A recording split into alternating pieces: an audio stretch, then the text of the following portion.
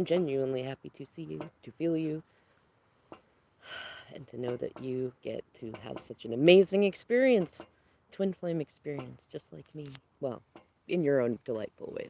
So, I want to talk about this thing that we've been calling the runner chaser dynamic, and I want to help you learn how to alchemize that because it's part of the whole hot cold thing, and it's what creates a lot of fear and a lot of anxiety for most twin flames who are unsure what to do when they're trying to reach out and have connection with their twin flame, right?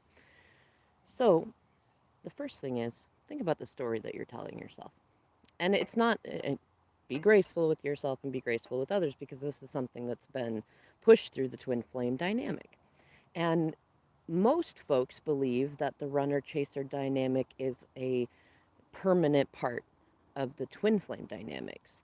Though I challenge you to really look into it because, in my experience, on my own journey and with those that I've worked with, the runner chaser dynamic is not a requirement to the twin flame dynamic. It's just very common that before we can have 3D and 5D union with our twin flames, we have to heal our attachment traumas.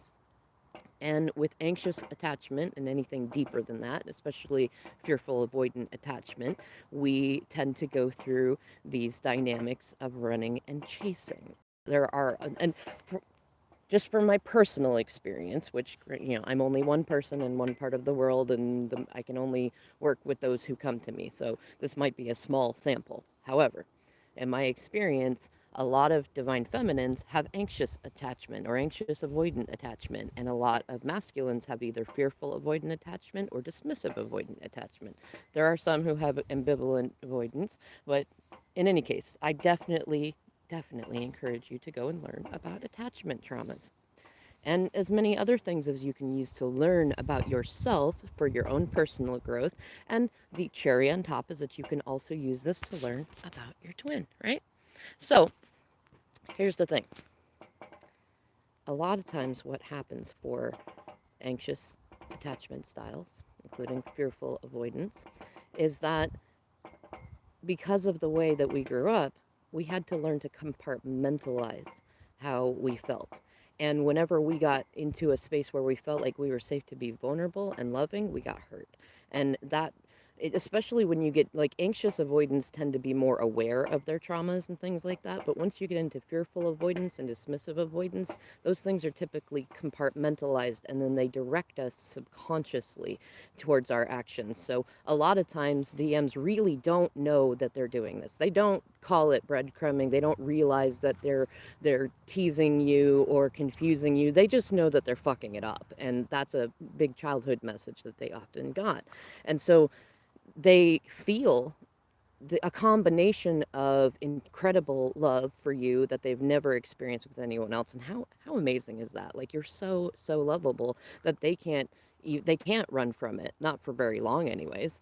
And but then they know that they have these feelings for you and they feel so real and so incredible, but every time that they went through that experience growing up and likely throughout any relationships before you, they got hurt. And because that's the story that their subconscious mind is telling them when they're but until they get metacognitive about it, which they are and they will continue to because they're connected to you and you're connected to me, and that's how the ripple effects works. Isn't it beautiful? So until they get to that metacognitive place where they can recognize what they're doing, they don't know. They don't know that this is not the way that you're supposed to do it. They don't know that I don't know how to say it any better. They don't know. You got to consider them. I put a video short up last night about this. Like, you got to consider them as babies in this. Like, once they get through a whole bunch of shadow work and dark night of soul, it's not that they suddenly then know everything. No, then just like you, they're going to start going through many of these experiences for the very first time, right? And you got to be graceful with them and graceful with yourself and let go of all that conditioning and programming that tells you you got to be so tough with people and expect them to know everything right away or to learn everything within a week or a year or 10 years or whatever. Like, Learn to enjoy everybody's journey and your own journey at whatever pace they come at, because when you no longer have your reality flags and your needs planted in linear time, things come faster. They do. So, the other thing about this is to recognize that they're telling themselves that story. They don't have other stories to tell themselves just yet. They're in there. They're in the vortex and they're coming through, and you're going to help them see them through doing this work yourself, because they will reflect. Every time you do this work with me, Spirit provides them with someone who's doing this work with them in their own ways, okay? And when you really believe that, you will start to see evidence of that too. So they are telling themselves these stories. They don't know that they're telling themselves these stories, much like you didn't know that you were telling yourself this story about the runner chaser dynamic. You probably been either intentionally or unintentionally telling yourself that it's the way that it has to be, or that they're broken, or you're not lovable enough, or something. There's something that's creating this desperation, because if you have any focus at all on the runner chaser dynamic outside of looking at ways to alchemize it and help others with it, then you're in the energy of desperation. And that's where you want to start looking at the ways that you're telling yourself, the stories that you're telling yourself. They're so important. They are the spells that we have with ourselves. So think about it. If you're telling yourself that this is a part of the twin flame dynamic and you're just going to have to learn to deal with it, do you see what energy you're manifesting? That, because you're doing more of that. And every time you think about, oh, this is awful, this is so frustrating, am I strong enough for this, if this is the way it's always going to be, how can I deal with this? Stop that. Stop that. Tell your ego that you love it and that it has done a great job at protecting you when you need it to be protected, but that you don't need to be protected anymore. This is also called reparenting. It's definitely something I encourage you to look into also. And you want to speak to your inner child as well and say, look, it's never going to be as bad as it was growing up. And we're going to heal this. And we're going to trust and have faith in this absurd, wickedly divine feminine and our spirit guides and all the signs and syncs that we're getting, that spirit is taking care of the other end. We're going to have faith in our other half, just like we're going to assume they have faith in us. And you just keep doing that work. Keep telling talking to your inner being, talking to your inner child, talking to your ego. They are real parts of you. You can talk to them. You can help them. You can help reprogram them to be helpful to you, and rather than holding you back and creating this resistance. So now let's go back to the story of the runner and the chaser dynamic. This is actually something that we can see if you study psychology to a nerdy level like I do. You can actually see it as far back as the hero's journey and the story of Gilgamesh. Human beings for a very long time have been in this place where we feel like we have to go through a sort of runner-chaser dynamic with trials and tribulations and separations and reintegrations and all this stuff, which is fine. I actually really enjoy that about humans. I think we're delightful in that we do that, and that we do that for so long without even knowing that we're doing that, while we complain about it and then also really, really love the juiciness of the good moments in it. We're fucking adorable. In any case, that is not inherent to the twin flame journey any more than a lot of the anxieties that my fellow neurodivergents feel like are a natural part of neurodivergence. It's not. We have generational conditioning to be anxious about things. And the runner chaser dynamic is part of a psychological term called the drama triangle. And it's part of stuff that I've talked about in earlier videos with the hero, villain, victim triangle. That is the drama triangle. And the hard part is it's very similar to those that get into learning about narcissism and empaths and things like that. And we get into this space to where we are so determined to dragon hunt, it's what I call it, to look for people who might hurt us. Our egos are like, be careful, be vigilant, be hyper vigilant. Somebody might hurt you. You might hurt yourself. You might hurt somebody else. And we get into this space where we are all three. You cannot be the hero and not be the villain too, and the victim. You're all of it. And if you feel like you're the victim, you're also the hero and the villain. It's the way that it works. And once you actually look at your own behaviors and other people's behaviors, you can see it. And when we get into dragon hunting, we are getting in touch with our own narcissistic side. And it's worth it to go and look up altruistic narcissism. Our culture, especially white culture, really gets into altruistic narcissism, and it never works out well. It's like basically saying that it's okay to violate everybody's consent and free will because we felt it was for the greater good.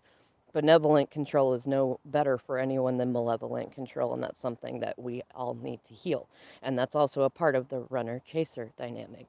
So when you get into learning about where these things actually come from, and what different human beings think about them from different cultures, don't just go for Wikipedia, go look up different cultures and see where these thoughts come from, what we've studied. Look at what the ancients thought about this sort of dynamic, look at what modern people think about it, look at what spiritual people think about it and atheists think about it. Like, really, you know take your time and invest it in something that's really, really good for you and that will help heal the rest of the world. Because the first thing to recognize is the runner chaser dynamic is not inherent to the twin flame dynamic.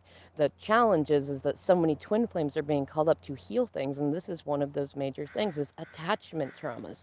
Because until we're metacognitive of the things that we went through growing up that were neither our fault nor our parents' faults or generations' faults before that. It's just a loop that we got into, and we have to heal it. We have to go in and face it in ourselves first. We have to get to that place to where we're not like, why do I got to do it if nobody else did it? Or it's always been this way, or somebody did it to me, so I'm going to pass it on. No, it's your job to stop and go, hey, the buck stops here, and the love grows here. And you go into that place in yourself and you recognize, if nothing else, it doesn't hurt you to go in and look at attachment traumas.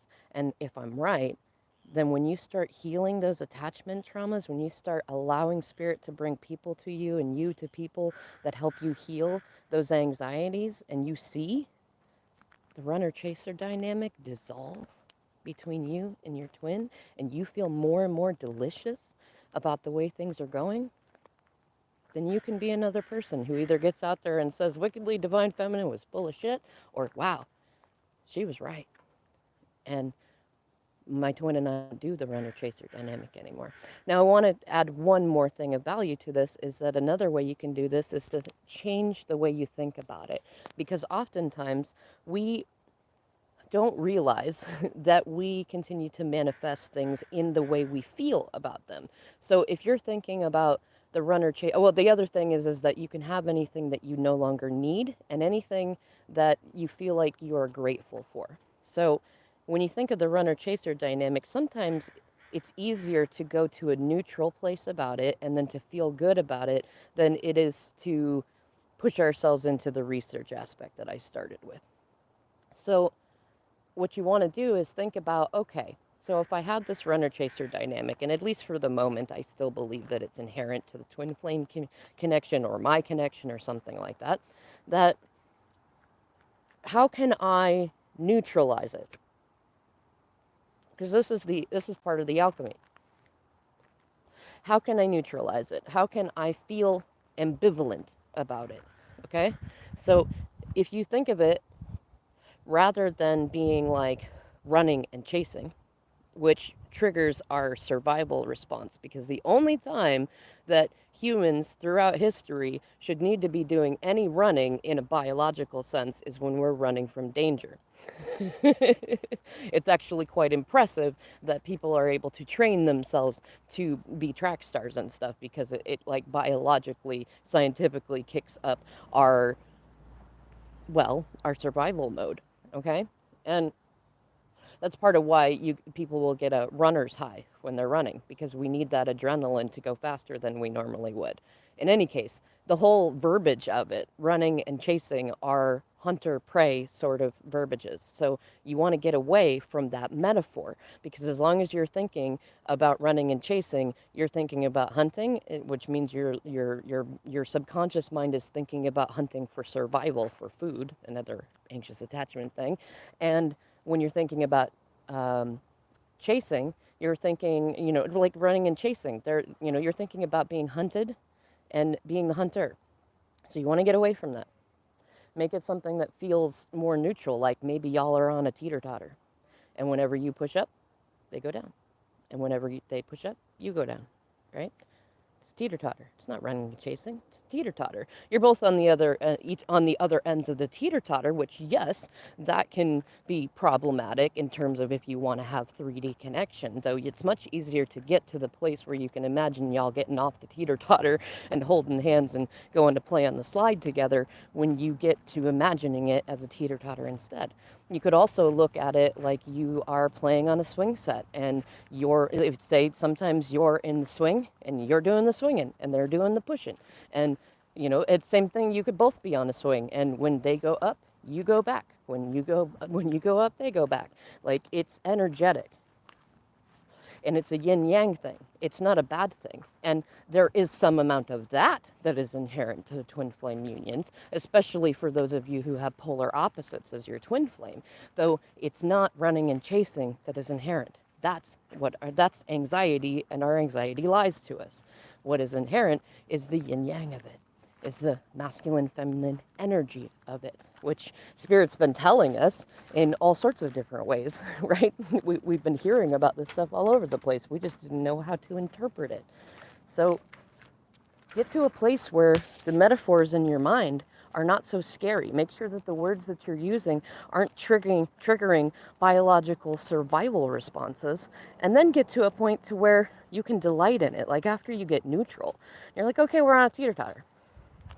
That makes sense. Like, and Spirit's got us each on either end, and for the time being, we're stuck on either end. And then get out of thinking that you're stuck, because you're not stuck. You really could get off the teeter-totter at any point in time. It's just that with all the conditioning and layers of ego that are still there, you didn't know that yet. And guess what? If you didn't know that, your twin can't know that yet. or it's much more likely you're learning it at the same time.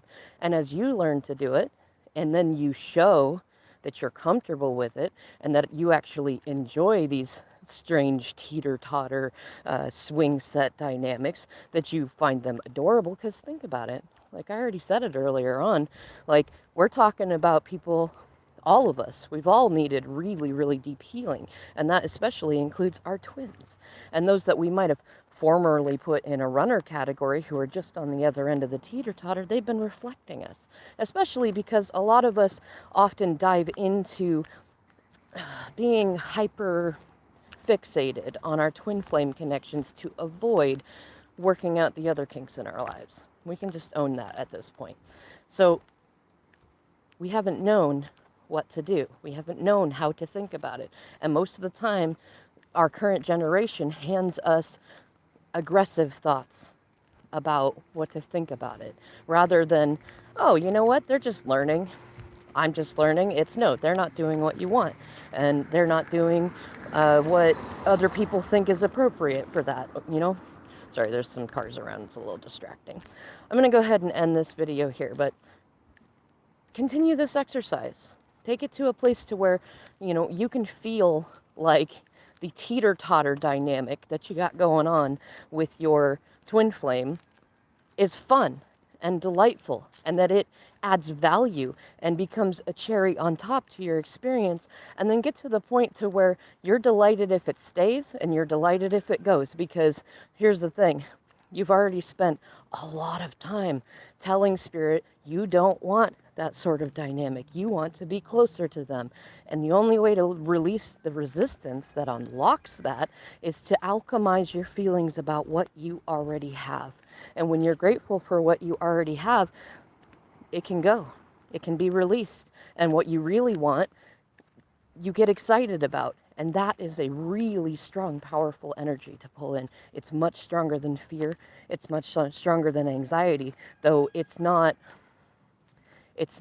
like when it's covered up in layers and layers of fear vibrations, that's enough to block it.